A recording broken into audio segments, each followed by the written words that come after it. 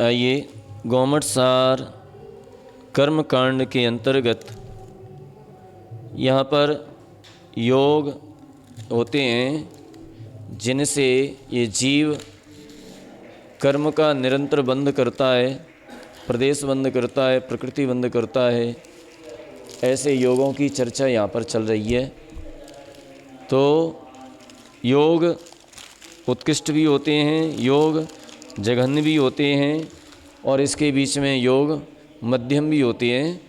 तो उन योगों की अवयव कल चर्चा चल रही थी। अवयव तो अवयव कितने हैं?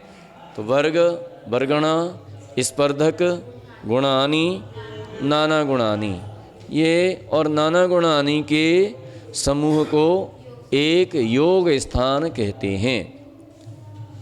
नाना गुणानी के समूह को एक योग स्थान कहते हैं। इस प्रकार से कल चर्चा थी। अब ये सारी चीज़ें क्यों की गईं?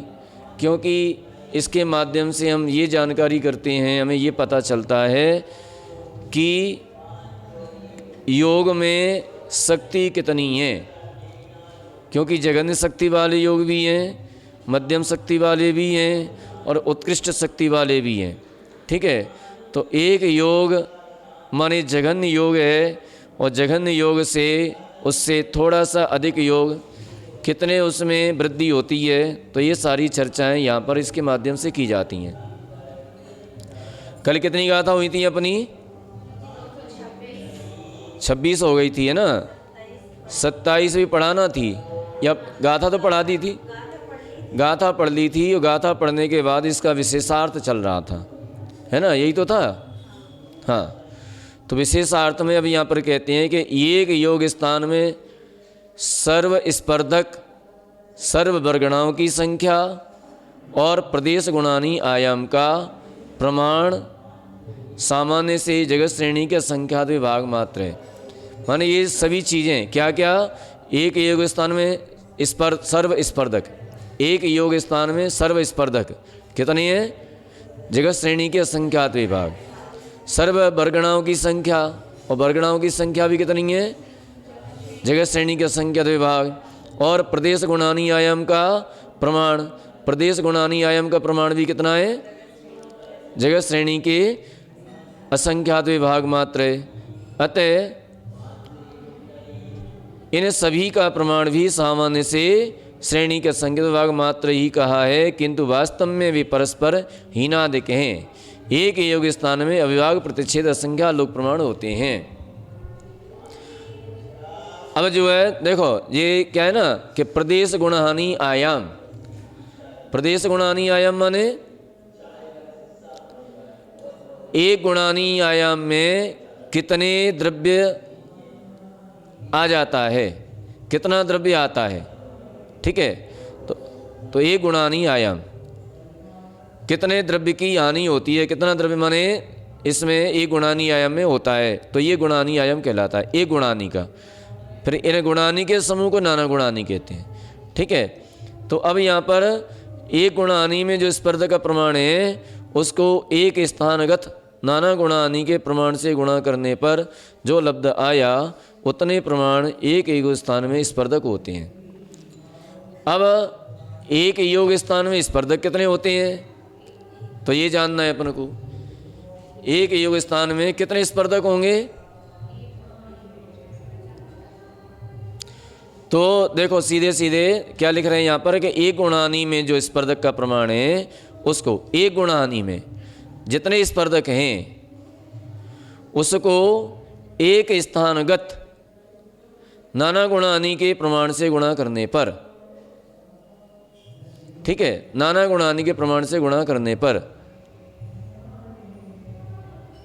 जो लब्ध आया उतने प्रमाण एक योग स्थान में स्पर्धक हैं। ठीक है, तो एक एक स्पर्धक, एक गुणानी में कितने स्पर्धक हैं? जगत श्रेणी के असंख्यात विभाग। ठीक है, जगत श्रेणी के असंख्यात विभाग। अब जगत श्रेणी के असंख्यात विभाग को नाना गुणानी कितनी है? पल्ले के असंख्यात विभाग, अथवा यूं कहो कि पल्ले को दो बार असंख्यात से भाग देने पर जो संख्या निकल कर के आए उतनी नाना गुणानी होती हैं। ठीक है, तो एक योग स्थान में स्पर्धकों की संख्या निकालने के लिए एक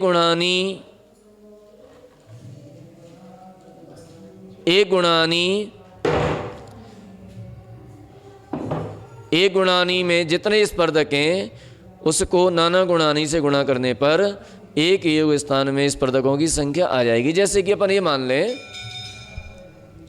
कि अपन ने पहले जो कर्म में स्पर्धक बनाए थे, स्पर्धक रचना की, निषेक रचना की थी। तो निषेक रचना की थी तो एक गुणानी में कितने निषेक होते थे, कितने स्पर्धक होते थे? अपन ने उसमें 8 माना था, है ना। तो नाना गुणानी कितनी मानी थी? अपन ने 6 मानी थी। तो 6 का और 8 का गुणा कर दिया तो कितने हो जाते थे? 48। तो वहाँ पर कर्म की स्थिति थी, लेकिन यहाँ पर योग स्थान है। तो योग स्थान, अब एक योग स्थान में कितने स्पर्धक होंगे? अब कोई संख्या मानक मान करके मान लीजिए इन्होंने यहाँ पर कितनी संख्या मानी है? 2 4 संख्या मानी है ना। और नाना गुणानी कितनी मानी है? 32 मानी है। तो 4 का 32 का गुणा कर देंगे तो कितनी संख्या आ जाए? 4 का और 8 का गुणा कर देंगे तो कितना आ जाएगा? 32 आ जाएगा। नाना गुणानी कितनी है? 8। और एक गुणानी आयाम कितना है? एक गुणानी आयाम 4। ठीक है, तो 4 का और 8 का गुणा किया तो कितना आ गया? 32। माने इनका ये कहना है कि एक योग स्थान में ये 32 स्पर्धक हो जाएंगे। ये क्या हुई? अंक संदृष्टि के मानक हो गया। बाकी तो जगत श्रेणी के असंख्यात विभाग और पल्ले का असंख्यात विभाग, इन दोनों का गुणा करना है तो क्या आ जाएगा? एक योग स्थान में स्पर्धकों की संख्या प्राप्त हो जाएगी। एक चीज आगे समझ में बने, ये अच्छे से आ गया। एक योग स्थान में स्पर्धकों की संख्या। ठीक है, अब इसके बाद दूसरी बात करते हैं।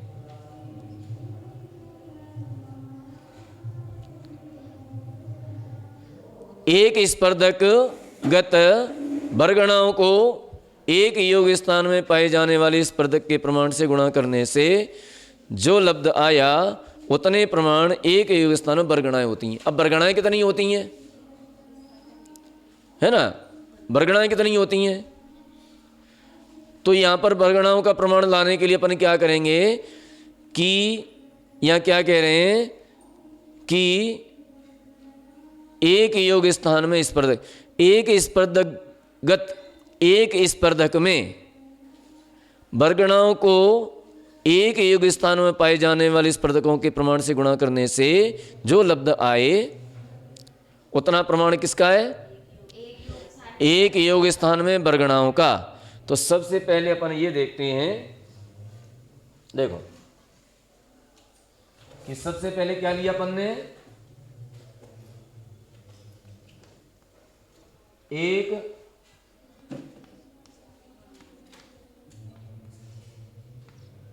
योग स्थान में क्या?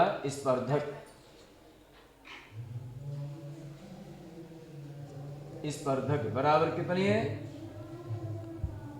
कितने आएंगे? तो जगत श्रेणी के असंख्यात में भाग इंटू पल्ले का असंख्यात भाग। ठीक है, बराबर क्या आ जाएंगे जी? एक योग स्थान में स्पर्धक। ठीक है, एक योग स्थान में स्पर्धक आ गए जी। एक योग स्थान में कितने स्पर्धक होते हैं? ये आ जाएंगे। अब माना कुछ भी मान लो, है ना, मान लीजिए अपन ने मानक मान लिया कि एक युग स्थान में ये पल्ल के संख्यात विभाग का प्रमाण अपन ने 4 मान लिया है ना, ये 4 मान लिया। और नाना गुणानी कितनी मान ली अपन ने? 8 मान ली। तो 4 का और 8 का गुणा कर देंगे तो कितने आ जाएंगे? 32 आ जाएंगे। ठीक है। अब आता है स्पर्धक। अब स्पर्धक के बाद आता है क्या? वर्गणा। एक योग स्थान में वर्गणाएं कितनी है?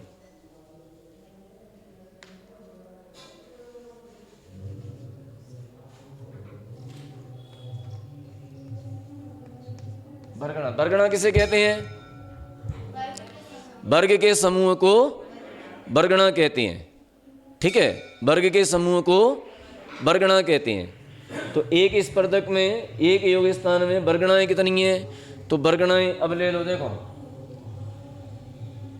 एक योग स्थान में वर्गणाओं का समूह, एक स्पर्धक में वर्गणा, एक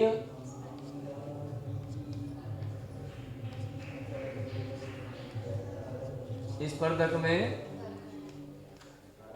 वर्गणा इंटू एक योग स्थान में पाए जाने वाले स्पर्धक।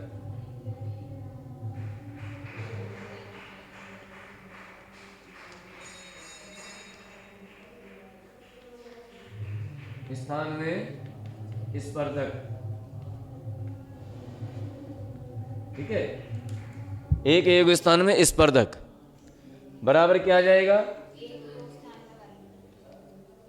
एक योग स्थान में वर्गणा। आ गया? समझ में आ रहा है जी? क्या क्या निकाला? पहले एक योग स्थान में स्पर्धक निकाले, फिर एक योग स्थान वर्गणा निकाली, अब वर्ग निकालेंगे। तो लब्ध आया उतने प्रमाण एक योग स्थान में वर्गणाएं होती हैं। ठीक है, अपन आगे चलते हैं। अब एक स्पर्धक में वर्गणा का प्रमाण कितना होता है?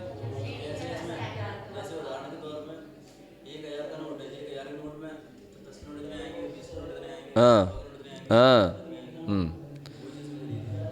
एक स्पर्धक में वर्गणा का प्रमाण कितना होता है? जगत श्रेणी के असंख्यात विभाग मात्र।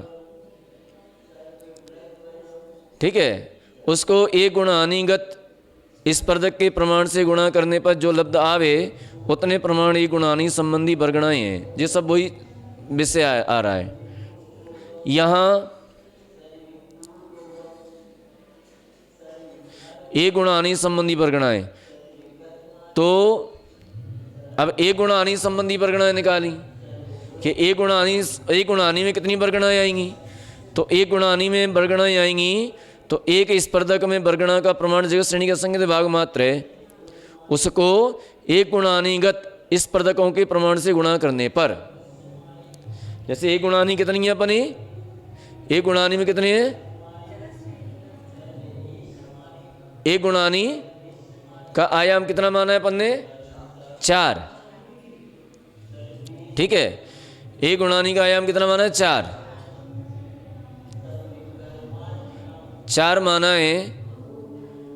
और एक स्पर्धक में वर्गणाएं कितनी हैं? जगत श्रेणी का संकेत विभाग। तो जगत श्रेणी का संकेत विभाग मान लीजिए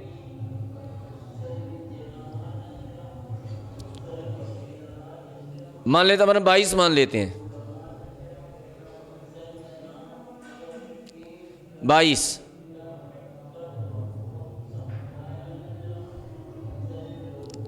अब गुणा कर दीजिए 4 का 22 से, 88 आ गया। तो ये एक गुणहानि में वर्गणाओं का प्रमाण आ गया।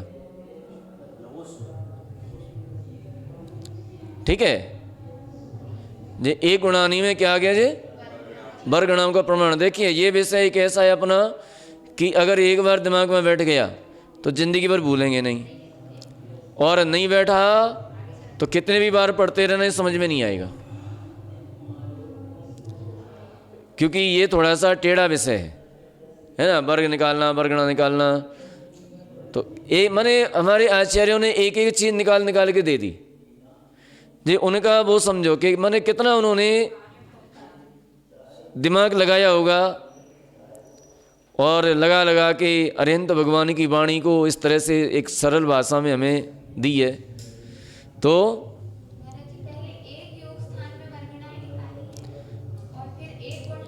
पहले एक योग स्थान में वर्गणाएँ निकाली, फिर एक गुणाहानि में वर्गणाएँ निकाली, फिर एक गुणाहानि में वर्गणाएँ, नाना गुणाहानि में वर्गणाएँ निकाली, फिर एक जो है गुणाहानि में वर्गणाएँ निकाली।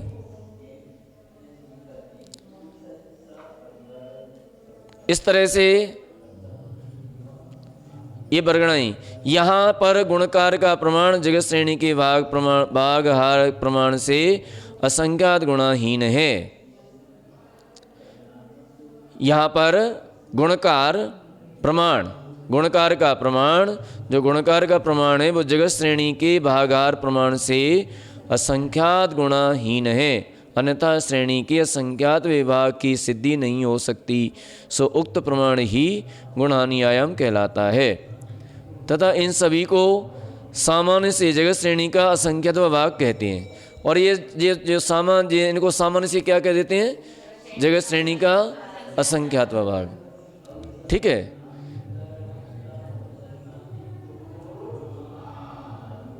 क्योंकि असंख्यात के बहुत भेद हैं। असंख्यात के कितने भेद हैं? बहुत सारे भेद हैं। एक योग स्थान में समस्त अविभाग प्रतिच्छेद, एक योग स्थान में समस्त अविभाग प्रतिच्छेद कितने होते हैं? असंख्यात लोक प्रमाण, ठीक है, ही हैं। कर्म परमाणुओं के समान अथवा जघन्य ज्ञान के अविभाग प्रतिच्छेदों के समान अनंत नहीं है। कर्म परमाणु तो कितने होते हैं? वे तो अनंत होते हैं। और ज्ञान के अविभाग प्रतिच्छेद कितने होते हैं? वो भी अनंत होते हैं।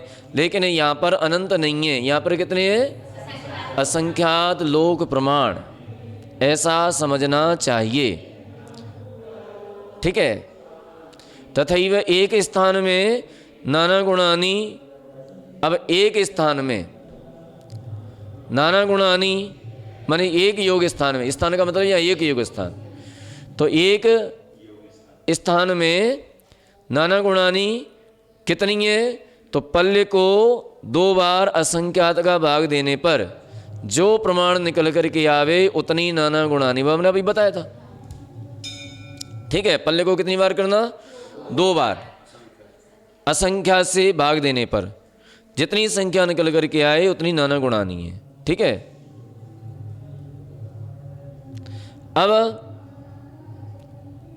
नाना गुणानी के बराबर जितनी नाना गुणानी है उतनी बार 2 के अंक लिखो। ठीक है। उतनी बार 2 के अंक लिखो और आपस में गुणा करो। तो जो संख्या निकल करके आए उतनी क्या होती है? अन्योन्याभ्यस्त राशि। इसको क्या कहते हैं? अन्योन्याभ्यस्त राशि। ठीक है। अन्योन्याभ्यस्त राशि। जैसा हम बोल रहे हैं ना, वैसा अपन कॉपी पे करते जाएंगे तो एकदम पूरा फिट होता जाएगा। और ये आप लोग जब फुर्सत में हो जाया करें रात्रि में, तो बैठ करके किया करें, है ना। मोबाइल न चला करके, अन्य चीज़ें न चला करके इसको चलाएं। और इसको चलाएंगे, जैसा हम कहते जा रहे हैं वैसा आप करते जाओ। तो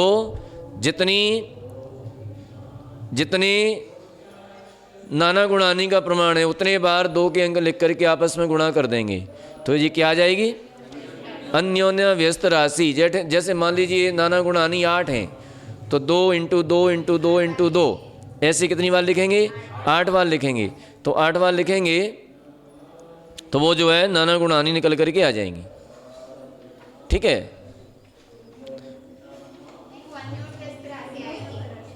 हाँ, अन्योन्य व्यस्त राशि निकल के आ जाएगी।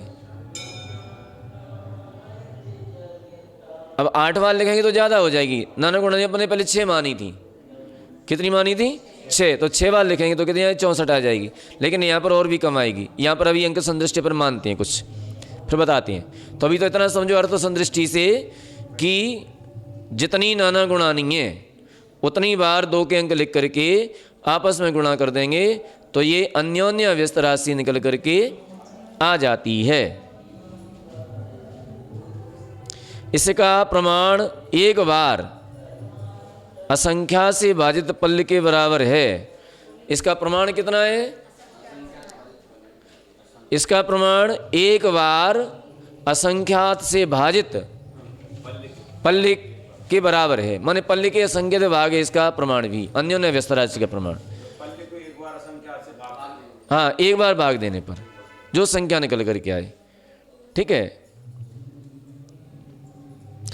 एक गुणानी संबंधी स्पर्धक का प्रमाण, अब एक गुणानी संबंधी स्पर्धक का प्रमाण 2 बार असंख्या से भाजित जगत श्रेणी प्रमाण है। एक गुणानी संबंधी स्पर्धक का प्रमाण, एक गुणानी में कितने स्पर्धक हैं तो इसका प्रमाण निकालने के लिए असंख्या जगत श्रेणी को असंख्या से 2 बार भाजित करो। ठीक है, असंख्या से 2 बार भाजित करेंगे तो जगत श्रेणी तो जो है एक गुणानी में स्पर्धक के प्रमाण आ जाएंगे।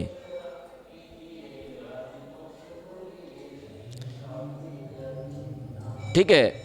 तथा एक बार असंख्यात का भाग जगत श्रेणी में देने पर, एक बार असंख्यात का भाग जगत श्रेणी में देने पर जो लब्ध आवे उतने प्रमाण एक स्पर्धक में बरगणाएं। और ये बरगणा को प्रमाण आ गया।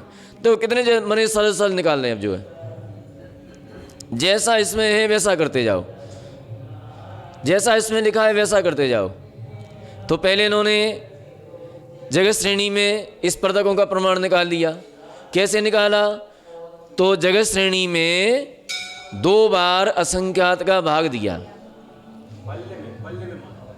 जगत श्रेणी में, हाँ, जगत श्रेणी में 2 बार असंख्यात का भाग। देखो पल्य में असंख्यात का 2 बार भाग देंगे तो वो क्या निकल के आएगा? क्या निकल के आया था? नाना गुणानी, नहीं, नाना गुणानी। पल्ले में 2 बार असंख्यात का भाग दिया तो क्या निकल के आया था? नाना गुणानी। ठीक है। और जितनी नाना गुणानी थी उतनी बार 2 के अंक लिख करके आपस में गुणा करने पर क्या निकल के आया?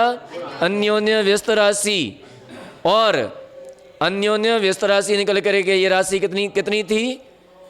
पल्य को एक बार असंख्या से भाजित करने पर जो संख्या निकल करके आए उतने प्रमाण अन्योन्य व्यस्त राशि निकल के आई थी। अब अपन को क्या करना है? अब अपन को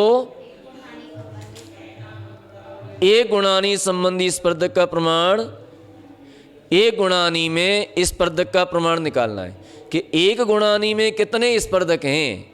तो जगत श्रेणी को 2 बार असंख्या से भाजित करने पर जो संख्या निकल कर के आए उतने एक गुणहानि में स्पर्धकों का प्रमाण होता है। ठीक है।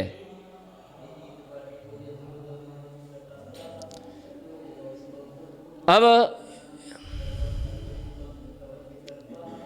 जो है तथा एक बार असंख्यात का भाग, एक बार असंख्यात का भाग जगत श्रेणी में देने पर जो लब्ध आवे उतने प्रमाण एक स्पर्धक में बरगणाए हैं। 2 बार भाग देंगे तो स्पर्धक निकल के आ जाएंगे और एक बार भाग देंगे तो बरगणा निकल करके आ जाएंगे। एक गुणानी संबंधी स्पर्धकों में एक स्पर्धक की बरगणा के प्रमाण से गुणित प्रमाण राशि एक गुणानी की सर्व बरगणाएं हैं। एक गुणानी संबंधी स्पर्धकों में, एक गुणानी संबंधी स्पर्धकों में एक स्पर्धक की बरगणा के प्रमाण से गुणित प्रमाण राशि एक गुणानी की सर्व वर्गणाएँ हैं। अब जो है एक गुणानी संबंधी स्पर्धकों में, एक गुणानी संबंधी माने एक गुणानी में जितने स्पर्धक हैं उन स्पर्धकों में एक स्पर्धक की वर्गणा के प्रमाण से, एक स्पर्धक में जितनी वर्गणाएँ हैं उतने उनसे गुणा करने पर एक गुणानी में जितनी वर्गणाएँ हैं उतनी वर्गणाएँ निकल करके आ जाएंगी, सब निकल करके आ जाएगा। बस करने की आवश्यकता है, थोड़ा सा दिमाग लगा करके अपन अंक संदृष्टि माने, अंक संदृष्टि अभी हम बताएंगे, लेकिन कोई भी मान लें अंक संदृष्टि और करते जाएं तो निकलता आएगा। इन वर्गणाओं को एक योग स्थान नाना गुणानी से गुणा करने पर एक योग स्थान संबंधी समस्त वर्गणाओं का प्रमाण प्राप्त होगा। अब इन वर्गणाओं को नाना गुणानी से गुणा कर दो तो पूरे योग स्थान की वर्गणा निकल के आ जाएंगी। ठीक है, समझ में आ रहा है? पूरा आ रहा है कि नहीं? अब तुम एक महीना में एक बार आओगे तो समझ में कहाँ से आएगा? नहीं, आओ जो समझ में आने लगेगा। कोई व्यक्ति एक महीना में एक बार क्लास में आए, बोले भाई समझ में नहीं आ रहा है, ये तो उनकी समझ में आता है जो एक भी दिन क्लास नहीं छोड़ते।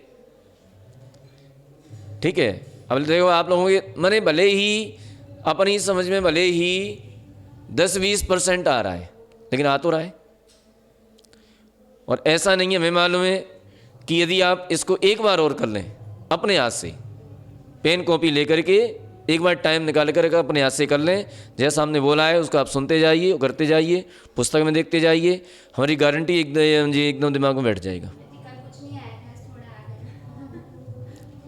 पूरा दिमाग में बैठ जाएगा जी, बिल्कुल पक्के में।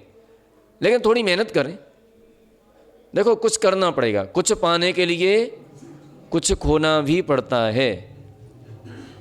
अगर ये कर्मकांड की भाषा समझना है तो थोड़ा समय निकालना भी पड़ेगा, और समय निकाल करके ये सारी चीज़ें हमारे दिमाग में फिट हो जाएंगी। देखो कितनी माने निकाल करके दे देते हैं, इतना योग होंगे तो इतने कर्म का बंद होगा, इतने योग स्थान होंगे इतने कर्म का बंद होगा, सारी चीज़ें निकाल करके दे देते हैं।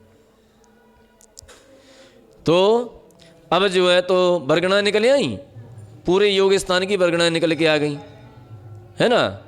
अब एक योग स्थान संबंधी समस्त वर्गणाओं का प्रमाण प्राप्त होता है।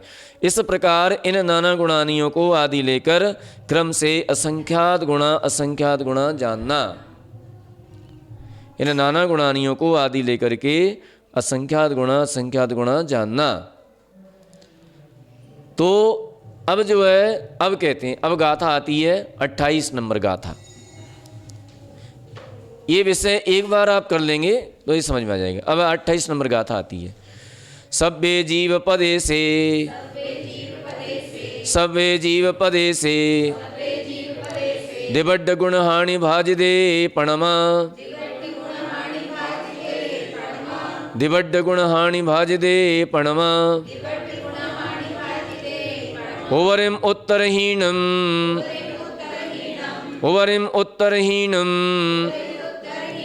गुणहानिम पड़े तदद्धकमम,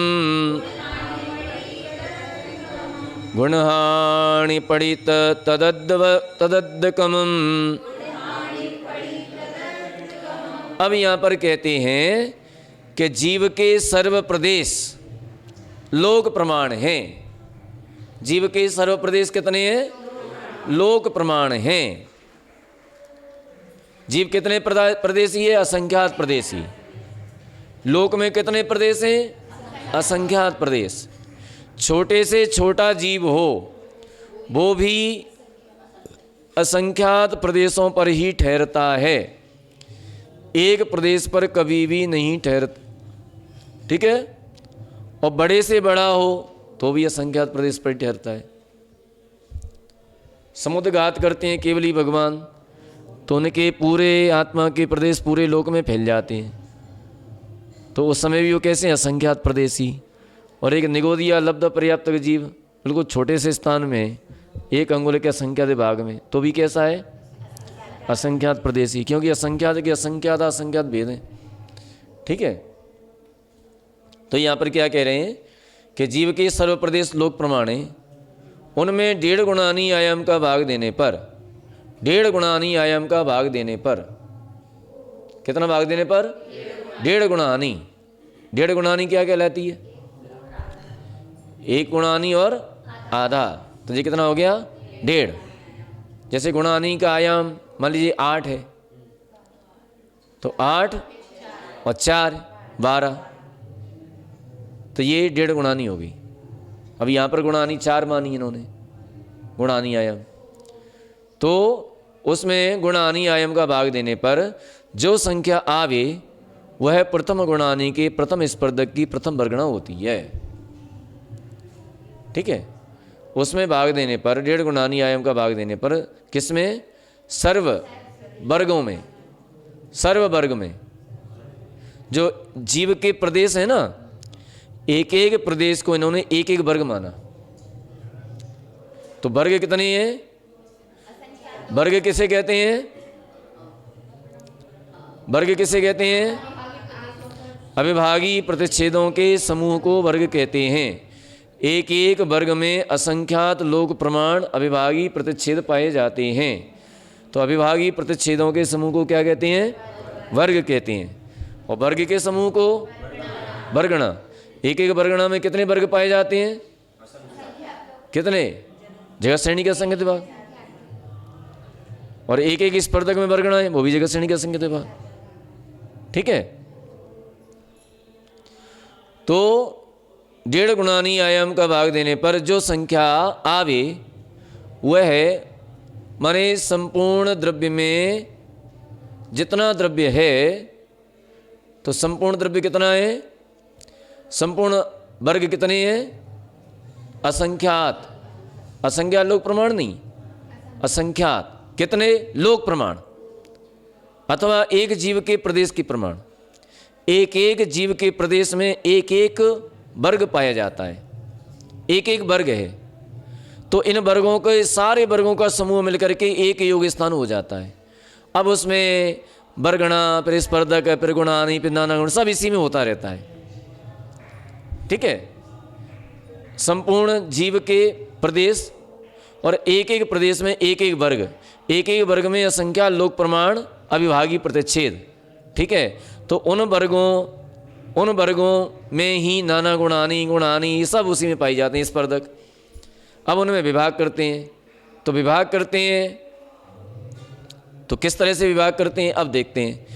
तो अब जो है, अब उनमें 1.5 गुणानी आयाम का भाग देने पर जो संख्या आवे वह प्रथम गुणानी के प्रथम स्पर्धक की प्रथम वर्गणा होती है। आगे आगे एक एक विशेष 6 घटाने से एक एक वर्गणा होती है तथा प्रत्येक गुणानी में प्रथम निषेक का प्रमाण क्रम से आधा आधा जानना। अब प्रत्येक गुणानी में प्रथम निषेक का प्रमाण, प्रत्येक गुणानी में प्रथम निषेक का प्रमाण कितना होता जाएगा? क्रम से आधा आधा होता जाएगा। ठीक है, ऐसा।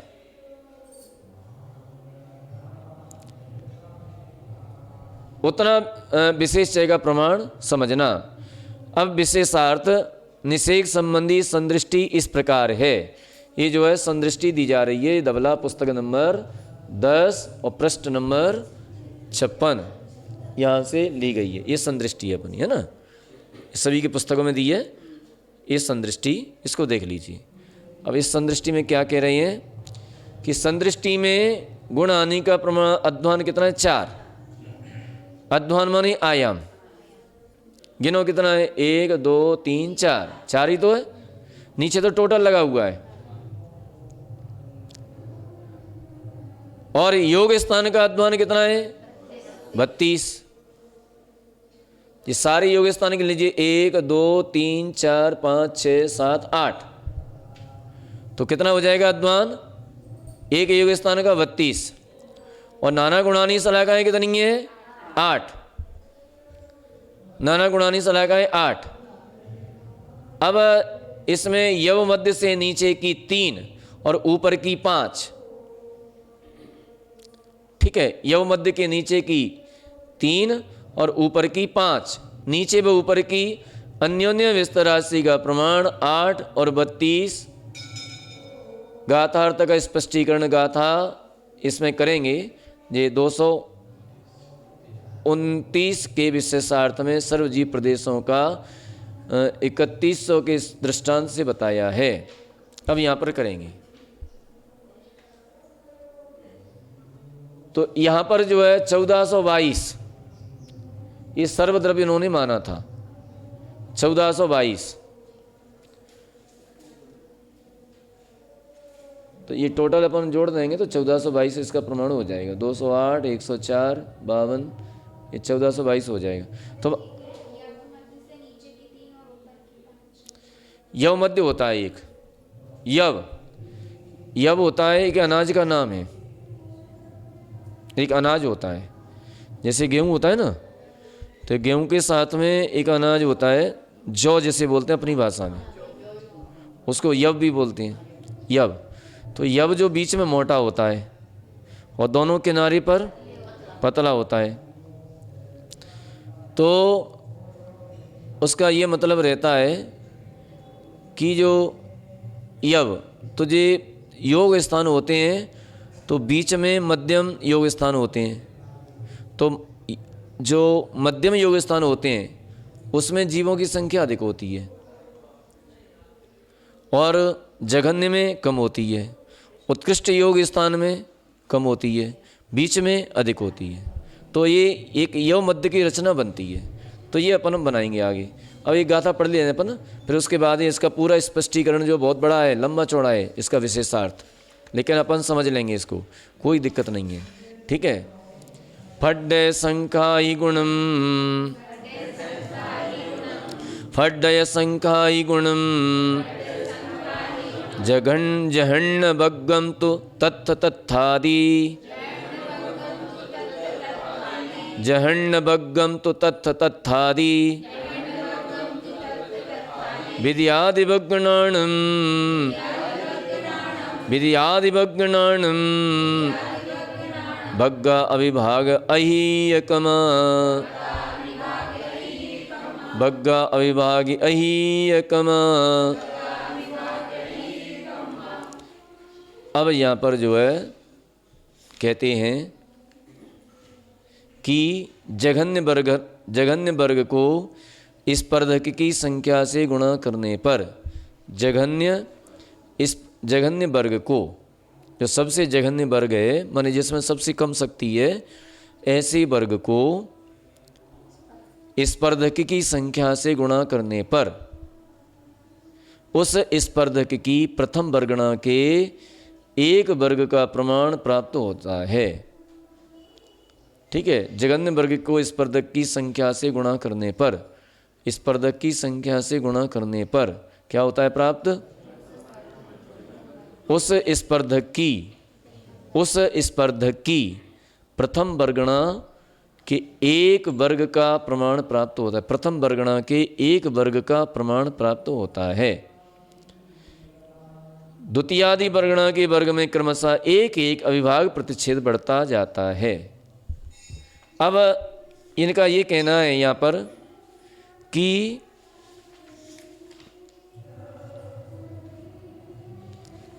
ये वर्गणाएं, ये वर्ग, ये कैसे बनते हैं, क्या विशेषताएं इनमें, तो अब ये सारी बातें बताएंगे। ये जो है कई गाथाओं का, ये जो है गाथा नंबर 23 से लेकर के और गाथा नंबर 29 तक का ये पूरा का पूरा इसमें भावार्थ विशेषार्थ कहने जा रहे हैं। ठीक है। तो पहले लिया इन्होंने अविभागी परिच्छेदो। पहली गाथा में क्या आया था? 23 नंबर गाथा में अविभागी परिच्छेदो, बग्गोपण बग्गणा या फड्डयगम, तो इत्यादि गाथाओं का अर्थ स्पष्ट करते हैं। तो अविभागी प्रतिच्छेद, वर्ग, वर्गणा, स्पर्धक, गुणानी, नाना गुणानी और स्थान, इतने भेद कहे। यहाँ पर एक जीव के एक समय में होने वाले नाना गुणानियों के समूह को यहाँ पर एक जीव के एक समय में होने वाले गुणानियों के समूह को नाना गुणानी कहते हैं। गुणानियों के समूह को क्या कहते हैं? नाना गुणानी। ठीक है। और नाना गुणानी के समूह को योग स्थान कहते हैं तथा स्पर्धकों के समूह को गुणानी कहते हैं। क्रम से वृद्धि आनी रूप वर्गणाओं के समूह को स्पर्धक कहते हैं और वर्ग के समूह को वर्गणा कहते हैं और विभागीय प्रतिच्छेदों के समूह को वर्ग कहते हैं। ठीक है, यहाँ तक आ गए। जीव प्रदेशों में कर्म प्रदेश समूह को ग्रहण करने की शक्ति में जघन्य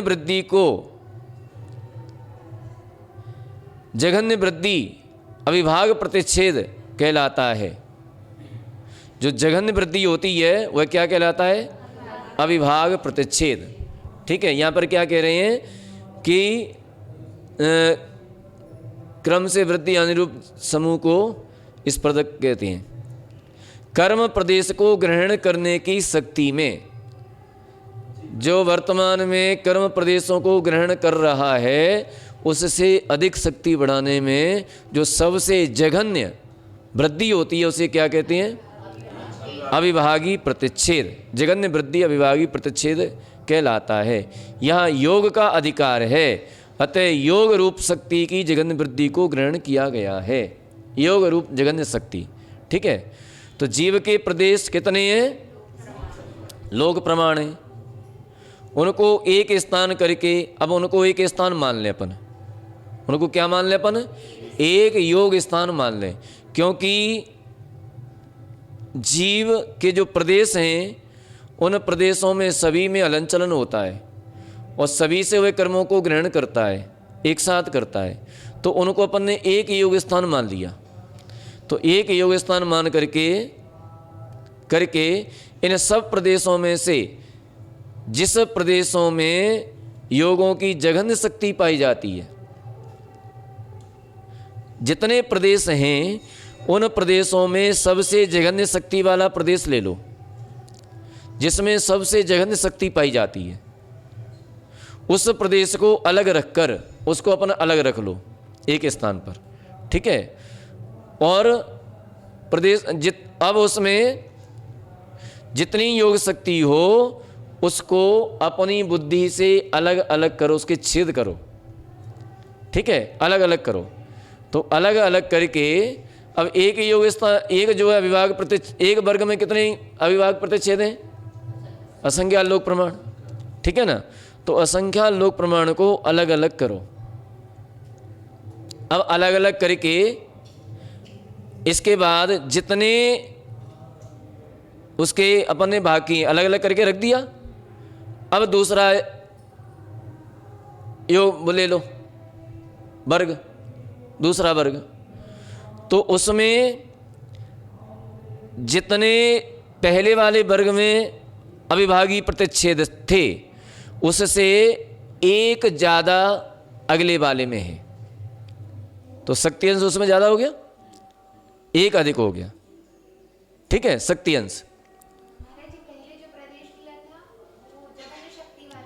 जघन्य शक्ति वाला, सबसे जघन्य शक्ति वाला, उससे एक अविभाग प्रतिच्छेद अधिक वाला, फिर उससे उसके ऊपर एक अविभाग प्रतिच्छेद वाला, उससे ऊपर फिर एक और, फिर एक और, फिर एक और, ऐसे वर्ग कितने? जगत श्रेणी के असंख्यात भाग प्रमाण वर्ग लेने पर स्पर्धक की, प्रथम स्पर्धक की एक वर्गणा होती है। क्या होगी जे? प्रथम स्पर्धक की प्रथम वर्गणा होती है। ठीक है, अब द्वितीय वर्गणा, और द्वितीय वर्गणा लो तो उसके आगे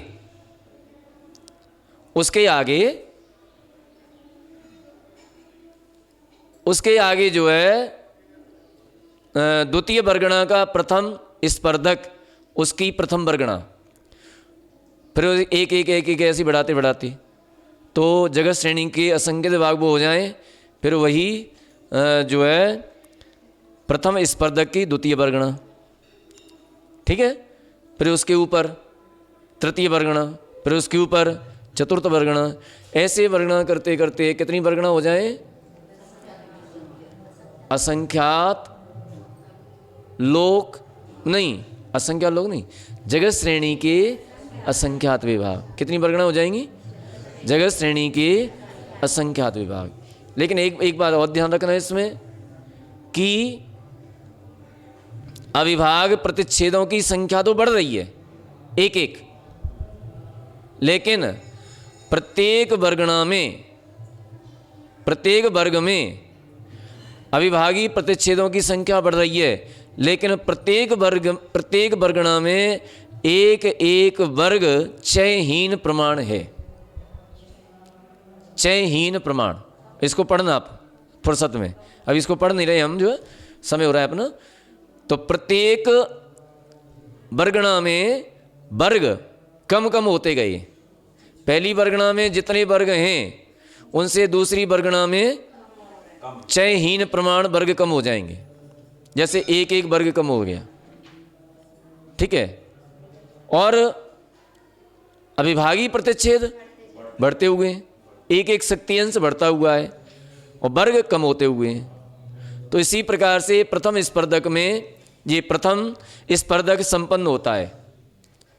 अब द्वितीय स्पर्धक, तो द्वितीय स्पर्धक प्रथम वर्गणा, उससे बढ़ते बढ़ते बढ़ते बढ़ते दूसरी वर्गणा, फिर तीसरी वर्गणा, फिर चौथी वर्गणा, और अब यहाँ पर वर्ग कम होते जा रहे हैं प्रत्येक वर्गणा में और शक्ति अंश बढ़ते जा रहे हैं। अब स्पर्धक, जो प्रथम स्पर्धक में जितनी वर्गणाएं उससे चयहीन प्रमाण द्वितीय स्पर्धक में वर्गणाएं। ये संदृष्टि दी हुई है पीछे, है ना, अपन ने पहले भी पढ़ा था, कर्म के उसमें भी पढ़ा था। तो इस तरह से आप इसको एक बार अच्छी तरह से एक दो बार पढ़ लेना। कल फिर अपन और इसमें बताएंगे, जब तक इस समय दिमाग में नहीं बैठ जाएगा पूरा बताएंगे, क्योंकि कर्मकांड तो कोई भी पढ़ा देगा, ठीक है ना। गाथाएं कोई भी पढ़ा देगा, अर्थ कोई भी पढ़ा देगा, लेकिन हम यहाँ पर भले ही धीरे धीरे हो, कोई बात नहीं है, लेकिन इसको पूरा क्लियर करेंगे, क्लियर करके चलेंगे, ठीक है ना।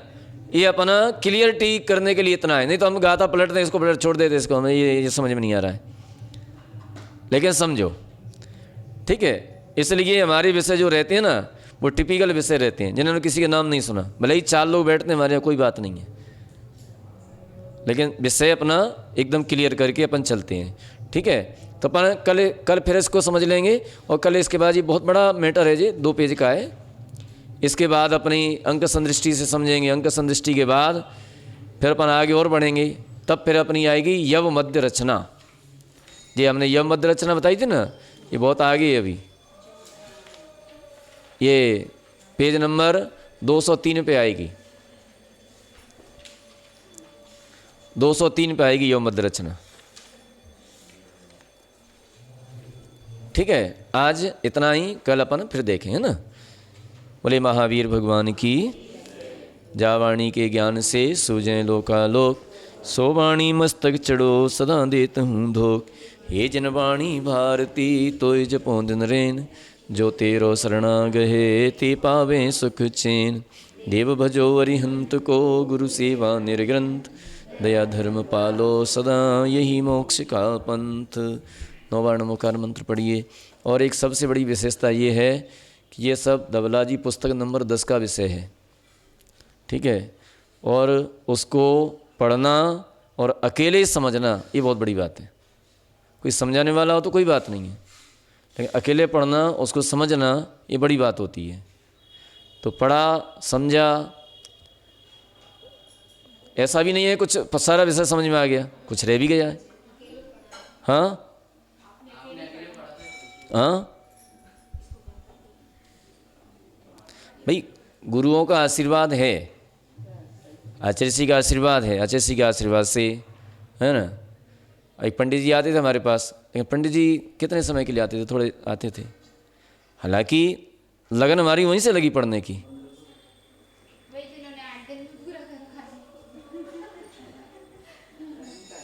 नहीं,